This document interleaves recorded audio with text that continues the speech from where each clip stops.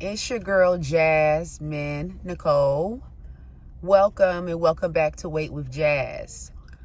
Y'all, I'm at this consultation for this surgery. I don't know what to expect. This is for hernia surgery, umbilical. So I came upon this discovery as I was losing weight. As the weight was just falling off, the subcutaneous fat, the visceral fat, which really exposes, your bone definition, your an essential organ definition in a way. You start seeing everything underneath, stuff starts coming to surface. You start seeing more muscle tone coming through your arms, veins and all of that. And what comes to mind is that this is something that I had forever, but it was hidden, and this is my mindset. I'm going to confirm it once I come back out from seeing the doctor. That this probably was in place for a long time, but it never caused me any harm, which is common. People walking around with hernias, umbilical hernias, for years. Okay, it only really causes concern when it is pain associated to it, soreness. I don't have pain or soreness, but it still bothers me, and I want it gone, out of that area, as I am in transformation, here is always something, interfering. But I want to make sure I don't want anything that's not in place hanging around. I need it to be in place. So push it where it need to go, or whatever the case is. That's what I'm doing now. We want to see more details. I got questions for this doctor. How long is the recovery? Because I'm thinking about recovery. And this is a common procedure. The recovery, from what I research, is typically short. It's not anything extensive. Because, I'm thinking about my lack time. How long am I going to be, down without the ability of exercising, because I want to be precautious, so I need to make sure that my suppression is on point during that period to a T. If I definitely can't mobilize on a regular like I like to, I can't exercise, my suppression need to be A1. So I need to make sure that I have my 5 milligram by then. So this is just the initial consultation before scheduling. I just feel like, why is always something that has to be handled? You get what I'm saying? Like, I be on a straight path, consistent, feel like things are flowing, going. And then here comes situations, that you have no control over, but you have to gain some control over to handle it. And I'm just like, something else added to the palette. But let's get it in, get it done, and that be it. Let me go and see what this doc talk about. All right, y'all, I'm back from the official consultation and pre-op setup for the surgical procedure to remove my superior hernia. I had the terminology wrong. I thought it was an umbilical hernia. It's not. I thought it was that because it was closer to my belly button, but it's definitely not like in the belly button or even that close to it. It's like right above, and it's not painful, but it does protrude, and it's bothering me aesthetically. I just want it removed. So I had a number of questions, because I wanted to make sure I'm fully informed and aware of what I need to be prepared for the procedure. Also, post-op questions, what to expect as I'm, recovery and reincorporating my regular lifestyle routine, systems of practice. When can I do all of that? Because I just don't want to, be laying around for 6 weeks.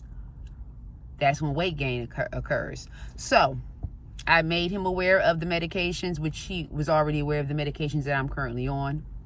in the system. Zepbound, Tirzepatide, that's already in my profile. As well as I added in Lipo B. I just told them B12 injections. They interpret B12 injections. They don't interpret lipotropic McB. Okay, in there. So they input B12 injections, one ml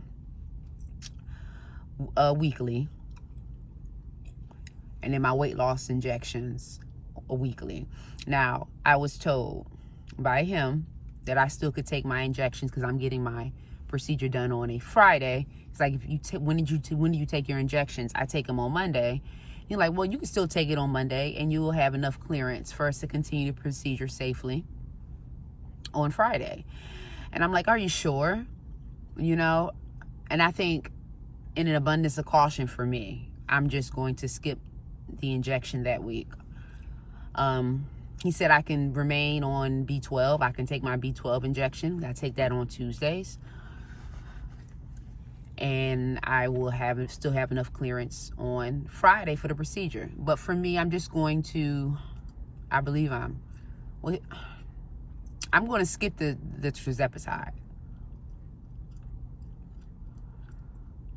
I don't know. I'm thinking about possibly skipping Lipo B. He said I do not have to.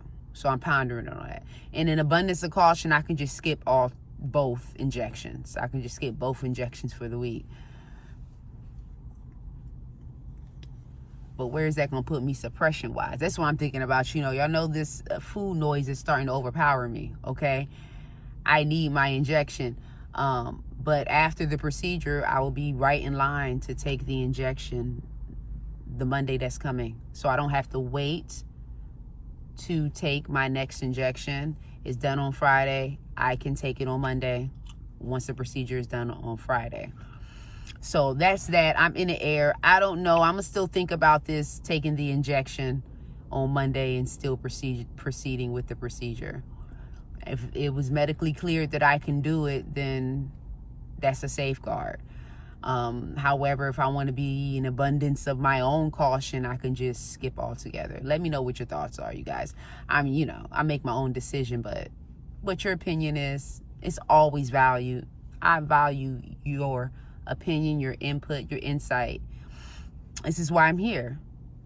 A community to share. Come on, sisters and brothers, for those who out there. But yeah.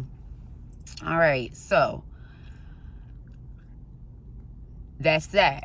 I asked about physical activity. When can I start that back up? He said pretty much low cardio walking for 6 weeks. So I'm looking into that as low impact. Like I have a stepper at the house. That's low impact to me. Walking on a treadmill is low impact. So I can move forward doing the low impact cardio movements for 6 weeks, and then I can go back into my regular routine. Not going to be lifting weights regularly like I do for a good period of time. I can lift 10. First week I can lift 10 weights, 10-pound weights is what he said. The second week you can lift 20 pounds. The third week you can lift 30 pounds. Fourth week you can lift 40 pounds. The fifth week you can lift 50 pounds. Because I explained to him that I lift 20 to 50 pounds. So I have to pretty much within recovery, to be safe, gradually work your way up to what you lift each day. So he's saying after the surgery, you still can exercise, but you have to do low impact cardio, walking, even a stepper. A stepper is pretty low impact. No running like I do. And elliptical, I'm gonna see how about that, because I do the elliptical anyway, and I feel like the elliptical is low impact, depending on how much resistance you put on it and how vigorous you operate on it. But ultimately it can be low impact. But anyway, those are the selections I'll be choosing for, pretty much walking and my stepper, and the elliptical, which is what I already do anyway. I just don't really do the arm, my cross ramp. I don't do the arms. I just move my legs. I just want to know if I can have some physical activity, y'all, because this is impertinent for me, all right? I don't think you guys understand. Like, I have to have activity daily, like, for me. And what I deal with, manage my anxiety, manage hidden pains and woes that I have that cannot change, and, you know, manage life's challenges that have become permanent parts of your life.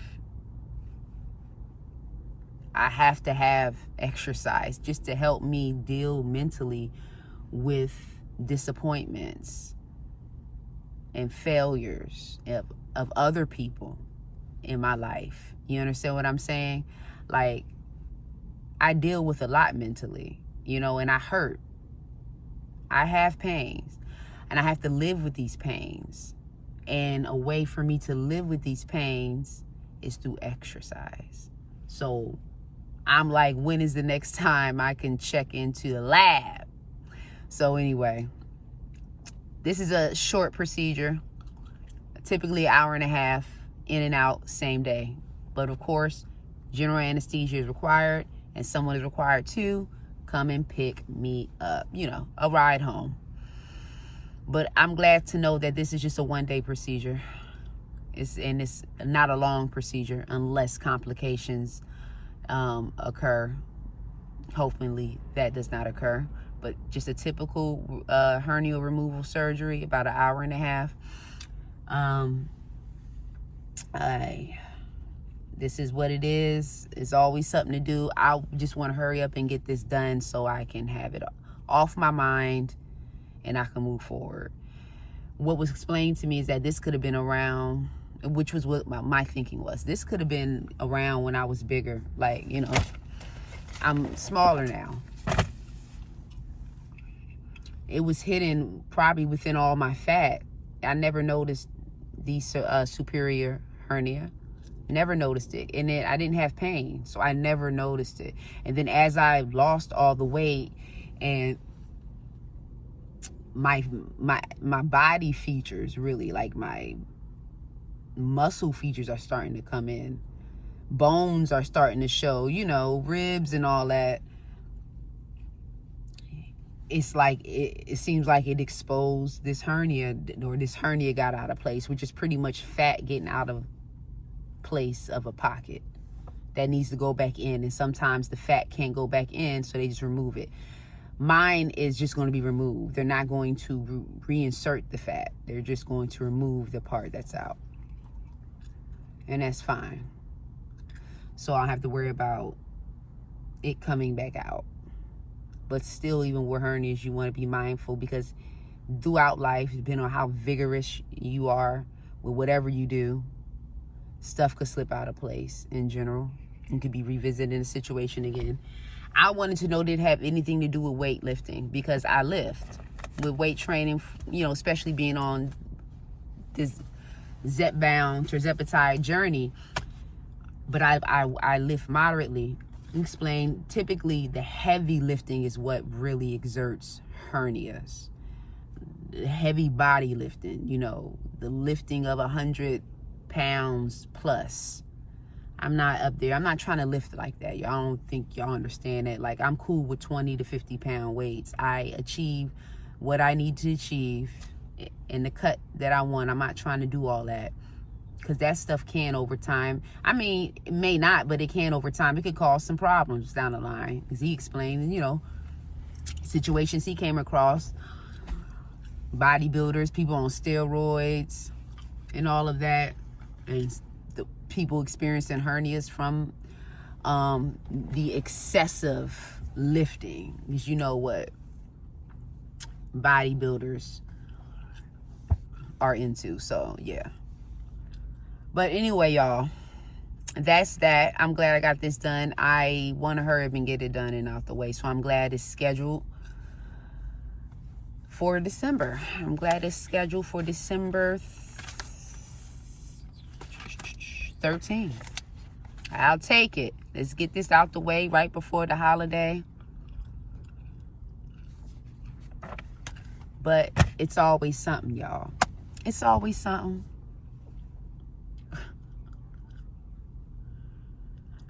Always fearful when it comes to going under anesthesia. My mom put that in me all the time. Oh, you going under anesthesia? It's a panic. I put all grace and faith in the Lord. You know, I pray before I go in.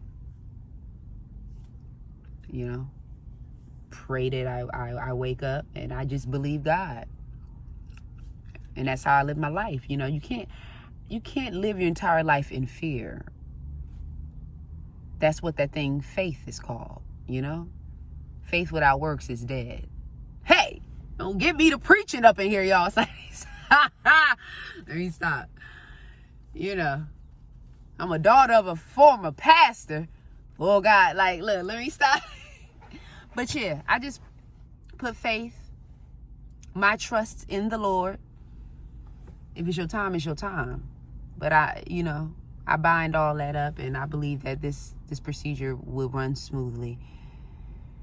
And the anxiety will be taken off of me, worrying about this nodule or whatever. I wouldn't even call it a nodule. This hernia ball on my stomach, y'all, that comes out of nowhere. But anyway, that's what I'm looking to have handled in the upcoming month, y'all. And no, it's not from GLP1. I just wanted to clarify that. This is not from GLP1 use. Which I wanted to make sure too. Like, this is not because of the medication. Medication does not cause hernia. This just happened to resurface itself. So, I will get at you in the next video, lovelies. Be real.